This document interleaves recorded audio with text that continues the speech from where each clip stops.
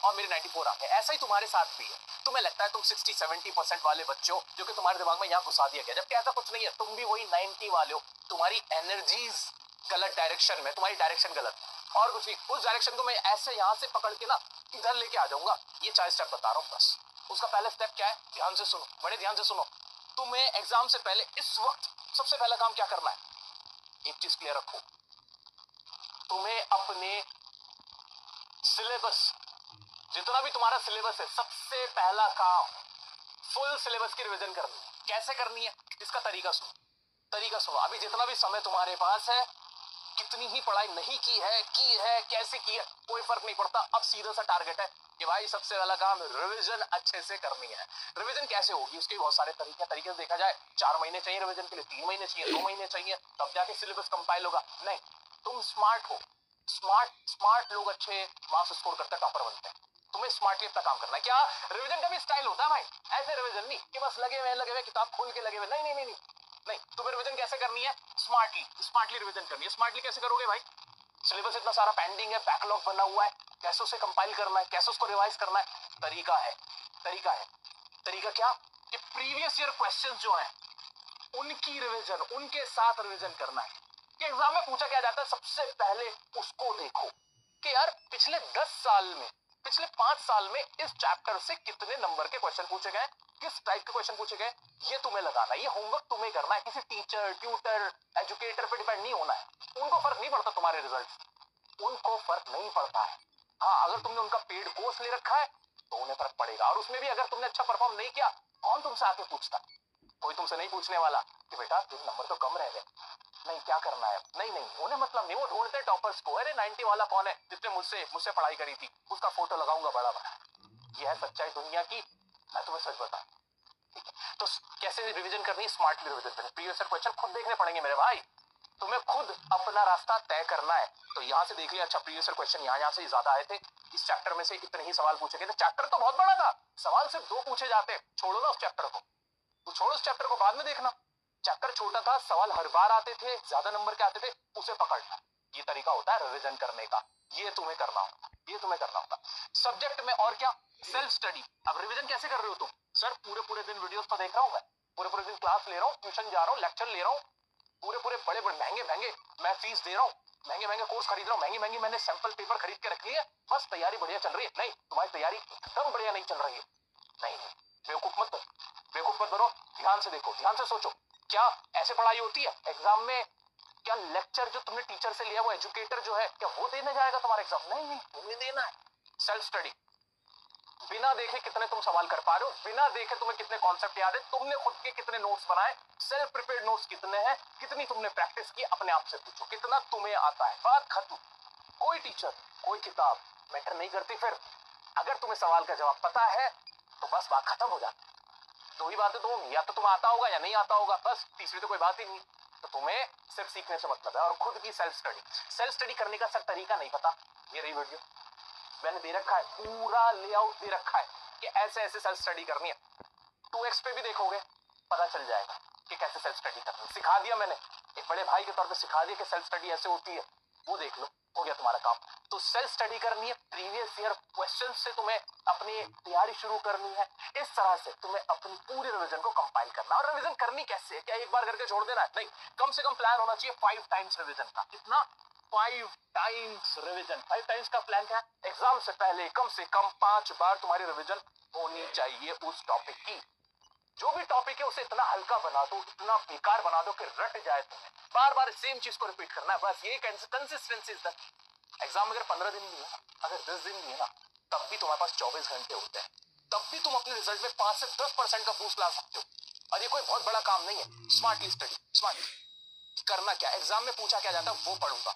वो भी कैसे पढ़ूंगा कि एक बार पढ़ा, फिर छोड़ा, फिर दोबारा से आया, दोबारा उसको रिवाइज किया, फिर दोबारा से रिवाइज किया, ऐसे करूंगा। ऐसे नहीं कि मैं बिना सोचे समझे कोई काम कर रहा हूं, नहीं, मेरा प्लान होना चाहिए। तुम सब शेर हो, टाइगर हो, प्लानिंग से चलो। जितना भी तुम्हारे पास समय है उसको प्रॉपरली यूटिलाइज ऐसे कर। अब तुम्हारे मन में बहुत सारे सवाल आते हैं कि सर किस टीचर से पढूं, किस किताब से पढूं, मेरा दोस्त तो इन टीचर से पढ़ रहा है, मेरा दोस्त ने तो ये वाली किताब खरीद ली, वो टीचर कह रहे हैं कि ये वाली बुक लूं, लेकिन मुझे समझ में नहीं आ रहा है, मैं क्या करूं? भाई keep it very very simple buddy. जिस टीचर का तुम्हें समझ में आ रहा है एक टीचर पकड़ो, जिस बुक से तुम्हें समझ में आया एक बुक पकड़ो और उसी को 5 बार रिवाइज कर लो। Keep it very simple, irrespective of what others saying. तुम्हें दूसरों से मतलब नहीं होना चाहिए, तुम मैच्योर्ड इनफ हो, ये बात मान के रखो। ना कि 5 टीचर्स को देख रहे हो, 5 किताबें रख ले अपने पास और सिर्फ एक एक बार उनको देख रहे हो, इससे कोई फायदा नहीं होगा। क्यों? हर टीचर अलग है, हर किसी का स्टाइल अलग है, हर किताब अलग है, किताब का तरीका अलग है, तुम घूम जाओगे, तुम्हारी मेमोरीज में वो चीज रह नहीं पाएंगी। एक को पकड़ा 5 बार पढ़ लिया, एक लेक्चर को 5 बार देख लिया, खत्म करो कहानी। इतना ही आसान है, इससे ज्यादा कुछ नहीं था। सर ट्यूशन जाए क्या? वो जो पेड कोर्स हमने लिया था उसकी ऑनलाइन क्लास है सर, वो उसकी 1 घंटे की क्लास देखनी पड़ती है, 1 घंटा वहां देना होता है। क्या करें सर, बैकलॉग बना हुआ है, सिलेबस कैसे कंप्लीट होगा ऐसे? भाई भाई भाई भाई पैसे दे दिए, तुम्हें लग रहा है पैसे नुकसान में चले गए, जाने दो यार। 1000-2000 रुपए एक बार को नुकसान में चले जाए, लेकिन पूरा करियर नुकसान में नहीं जाना चाहिए। तुम्हें लग रहा है कि वो क्लास लेते वक्त तुम्हारे दिमाग में 100 चीजें चल रही होती हैं, समझ में कुछ नहीं आ रहा है, परेशान बैठे हो, इमोशनली फिजिकली हर तरह से तो तुम ड्रेन्ड आउट हो, हर तरह से तुम एग्जॉस्टेड हुए बैठे हो, तो तुम्हें क्या करना चाहिए? क्लासेस बंद करो, ट्यूशन क्लासेस बंद करो। सेल्फ स्टडी का टाइम है ये 1-2 महीने सेल्फ स्टडी के होते हैं, कोई ट्यूशन क्लासेस की तुम्हें जरूरत नहीं। किसी टॉपिक में फंस भी रहे हो ना, यूट्यूब पे सब कुछ अवेलेबल है, सारे वीडियोस अवेलेबल है, लेक्चर्स अवेलेबल है। कोई ऐसी टेंशन वाली बात नहीं कि कोई टीचर ही आएगा तुम्हारा हाथ पकड़ के लेके जाएगा, तुम्हें 90+ तक लेके जाएगा, ऐसा कुछ नहीं होता है। तुम्हें आंसर आता है या नहीं आता है, दो ही बात हो, और कुछ होता ही नहीं, इसके अलावा कुछ नहीं है बीच में, ठीक है? तो ये स्टेप तुम्हें लेना है। अगर कोई क्लास ट्यूशन की ऐसी है जो तुम्हें लगता है कि नहीं समझ में आ रही, टाइम वेस्टिंग है, अभी उसका समय नहीं है, सेल्फ स्टडी करो, घर पे बैठो आराम से 5-6 घंटे शुरुआत। रिवीजन करते वक्त एक समस्या बहुत आती है कि किसी सवाल में, खासतौर से प्रैक्टिकल जो सब्जेक्ट्स है तुम्हारे, मैथ्स हो गया, फिजिक्स हो गया, उसमें तुम फंस जाओगे और वो तुम्हारा बहुत टाइम कंज्यूम करने लग जाएंगे। उस वक्त तुम्हें एक काम करना है, उनको मार्क करके रख देना है और उन पे पी लिख देना कि यार ये प्रॉब्लमैटिक थे, बाद में देखूंगा।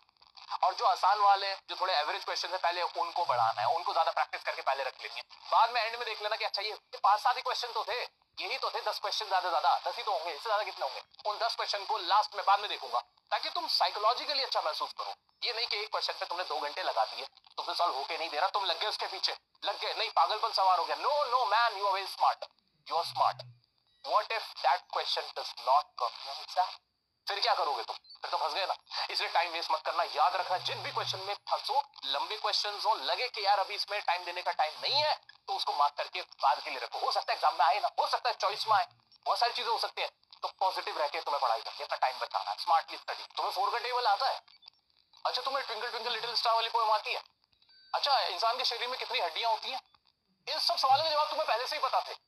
इन सवालों के जवाब अगर मैं तुम्हारे सामने प्राइम मिनिस्टर को भी खड़ा करके पूछूं, 1000 आदमी सामने बैठा हो, क्या जवाब दे पाओगे? बिल्कुल दे पाओगे, सीधा सीधा सा दे दोगे, क्योंकि ये आसान थे, तुमने इतनी बार कर लिए, इतनी बार सुन लिए, सोच लिए, बोल लिए कि अब तुम्हारे दिमाग में ना रट सा गया है। वही हाल होता है 90+ लाने वाले का। क्या 5 बार रिवीजन, 5 बार, 5 मैंडेटरी है भाई, 5 रिवीजन तुम्हारी एग्जाम से पहले होनी चाहिए। और अगर जिसने ये 5 बार का क्राइटेरियन फुलफिल कर लिया, उसका कॉन्फिडेंस पीक पे होगा, उसके नंबर अपने आप अच्छे आएंगे। ये सब कुछ प्रैक्टिकल है, इसमें कोई इमोशनल ड्रामा नहीं, ये कोई खामखा का मोटिवेशन नहीं है, ये बहुत प्रैक्टिकल अप्रोच है किसी भी एग्जाम को टैकल करने का। अब ये एग्जाम में 5 बार रिवीजन करने से में क्या करना है, क्या है सेकंड स्टेप? क्या है मेरा सेकंड स्टेप? पता है तुम्हें क्या करना ही करना है, मैंडेटरी है, प्लेज लिया है तुमने, वो क्या? Exam before exam. इसका मतलब क्या है सर? भाई साहब कुछ करना ना करना, 1-2 क्वेश्चन की अगर रिवीजन ना हो पाए, वो एक बार को स्किप कर देना, उसे मिस आउट कर देना, कोई दिक्कत नहीं। एक चैप्टर अगर रह गया हो, एक बार को उसको छोड़ देना, लेकिन जितना पढ़ चुके हो ना, जितनी रिवीजन कर चुके हो, एक बार उसका टेस्ट ले लेना। उसका मतलब क्या होता है कि एग्जाम से 2 दिन पहले, 3 दिन पहले तुम्हें कम से कम अपना खुद का एक सेल्फ एग्जाम लेना है। वो एग्जाम कैसा होना चाहिए? वो एग्जाम ऐसा होना चाहिए बिल्कुल वही 3 घंटे का, जैसे तुम्हारा बोर्ड का एग्जाम है, जो भी तुम्हारा फाइनल एग्जाम है, उसमें तुम बैठे हुए होते हो, उतना ही खुद को समय देना है। वैसे ही कोई सैंपल पेपर प्रीवियस ईयर का उठा लेना है, उसको सॉल्व करना है, बिल्कुल उसी कंडीशन में, ताकि तुम प्रिपेयर्ड हो, बिल्कुल पहले से ही तैयार हो कि यार ये तो मैंने पहले दे रखा है। फिर जब तुम रियल वाले एग्जाम में बैठोगे, कौन सा डर, कहां का डर, कॉन्फिडेंस। अब मुझे कुछ ज्यादा समझाने की जरूरत नहीं है, क्योंकि तुम्हें सच पता चल रहा है। ये सच्चाइयां हैं उन टॉपर्स की, सो कॉल्ड टॉपर्स की, जिनको तुम टॉपर्स कहते फिरते हो, जिनको दुनिया टॉपर्स कहती फिरती है। वो टॉपर्स कोई अलग से एलियन नहीं है, वो तुम जैसे ही है, बस रिवीजन ज्यादा कर रखी है और कुछ भी नहीं। तुम भी ज्यादा कर लोगे और इस तरह से कर। मानते हो मेरी बात को? अब इसमें भी तुम्हारा मैंने एक फायदा करा दिया है। इंग्लिश के लिए तुम्हें 5 बार रिवीजन खुद से करने की जरूरत नहीं है, तुम्हारा भाई करवा रहा है। एक रिवीजन करवा भी चुका हूं, प्री बोर्ड में बच्चों ने धूम मचा दी है, 10th 12th दोनों के करवा चुका हूं, 11th 9th की भी करवा रहा हूं, कम्युनिकेटिव की भी मैं यहाँ पे जबान देके जाता हूँ कि तुम्हारी अच्छी से रिवीजन करा दूं, क्लास 10th की कम्युनिकेटिव। तो टेंशन लेने की जरूरत नहीं, इंग्लिश का सब्जेक्ट निकाल के रख दो, मैं संभाल लूंगा। अच्छा जाएगा पेपर इंग्लिश का। दोस्तों रिवीजन का प्रेशर हमारे सर पे इस कदर चढ़ा हुआ होता है कि हम पेपर को प्रेजेंट ही नहीं कर पाते। जितनी नॉलेज आती भी होती है ना, उसको भी ढंग से उड़ेल नहीं पाते और नंबर नहीं मिलते हैं। टॉपर्स लोग क्या कर रहे होते हैं, जिनके नंबर अच्छे आ रहे होते हैं, उन्होंने क्या खास